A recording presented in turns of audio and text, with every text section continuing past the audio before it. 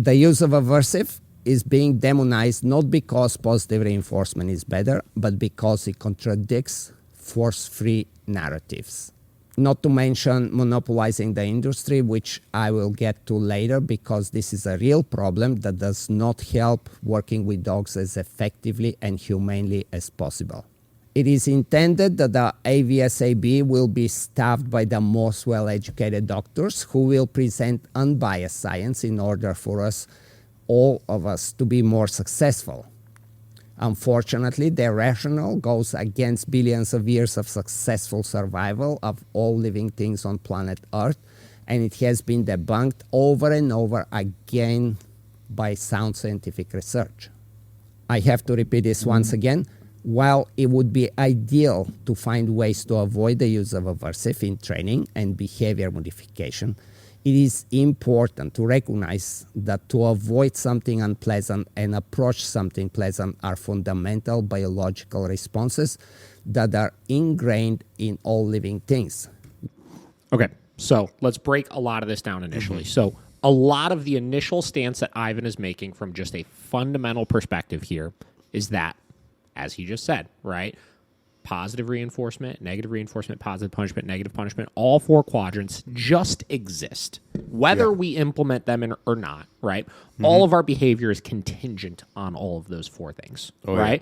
There are numerous gazillion different examples of situations where punishment or negative reinforcement just happens in nature and controls our behavior, right? From a primitive standpoint to us living just in the real 21st century right now, 100%. right? Now, Zach's argument is not that it doesn't exist. Zach's argument is that why would you intentionally apply it in your training program to work with the dog, right?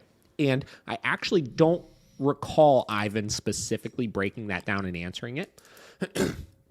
So I want to add in just a little bit of 2 cents as far as that's concerned, right? Okay. So from a reward-based standpoint and from a dog training standpoint in general, right, one of the most important skills a dog trainer can have or a dog owner can have to keep their dog successful is to control the environment around them, right?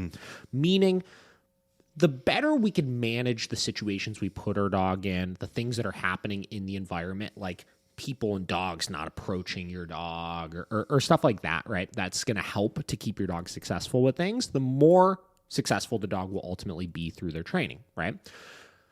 Now, there are situations where we can't control the environment, right? I can't control when squirrels are going to pop out of nowhere. I can't get control when a dog surprises us around the corner while we're out on a walk. I can't control numerous different things, the loud noise that happens or the car that backfires on the busy road or something that may spook the dog. So by providing things into the environment as punishment, we could further combat and control the things happening in the environment, which keeps the dog successful through this stuff, right? So I understand what they're getting at with it, but at the same time, if we want to control, if we're telling people control the environment, we could further control the things that we don't have control of by providing other things into the environment to combat those motivators to our dog, right? So let's keep going. Either through natural evolution or grand design, these responses are a fundamental part of how we navigate and make decisions in the world. So, whenever you hear science says and evidence-based coming from force-free advocates, we must use extreme caution and ask questions. The evidence of the opposite is overwhelming, and it hasn't changed since the early research. The force-free trainers love to label trainers who don't abide to their mantras as punitive, coercive, and so on. The narrative that punishment is bad, fear is bad, negative reinforcement is bad, is misleading and dangerous propaganda. It is intended to promote and benefit only certain type of people involved in dog training. The dog industry has become very trendy. The number of pet dogs and the need of training has exploded. In recent years, the veterinarians have discovered that they can have a big chunk of the pie and are, in my opinion, monopolizing the dog training industry by cherry-picking methodologies that will benefit their paychecks. Politicians also get involved, and Paychecks meaning, and I've said this numerous times before, I get slack for this all the time, right? The medication side of things.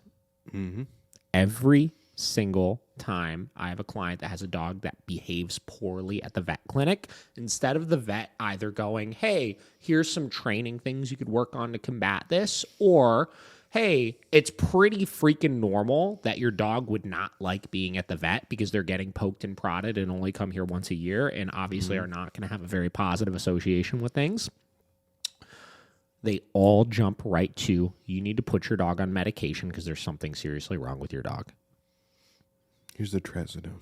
Here's the trazodone. Here's the gabapen. Here's the freaking Prozac. Here's all these other things, right? And I'm telling you guys, there's got to be a ridiculous profit margin in that, right? And you look at every single one of the organizations Zach likes to state are like, these are the ones that say this isn't necessary. Almost every single one of them is some sort of veterinarian organization or veterinarian behaviorist organization who their number one go-to is prescribed medication. That's how they get their chunk of the pie, like Ivan's saying. Yeah. It's ridiculous. Yeah. Well, imagine if a human doctor like misprescribed somebody something, how much trouble they would get in. Kate and I talk about this all the time because obviously she works in the medical field, right? There's no money in preventative care. Yeah. Right? Like from a human standpoint, there's no money to be made in preventative care. If we teach people how to be healthier and how to overcome their issues, they don't need to come to the doctors anymore and they stop spending money. Yep. Right? It's the same deal with dogs. If we teach these dogs to just be better, right, and we actually solve some of these problems, there's no reason why they would need to continue coming to these veterinarian behaviorists. Exactly.